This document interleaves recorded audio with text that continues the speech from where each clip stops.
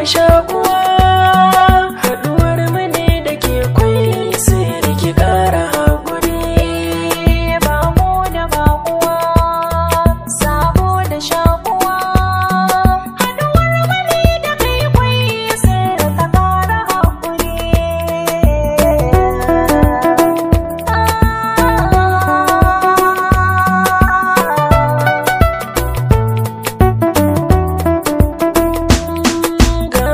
Cikin zuciyata tuntun yayi mamaya, na kasa juriya na san gwarya sai da dauraya. Ki taho mu sinki danyar so mana da gogiya, bako da bakuwa mun haɗu zuciya ke ta baguri.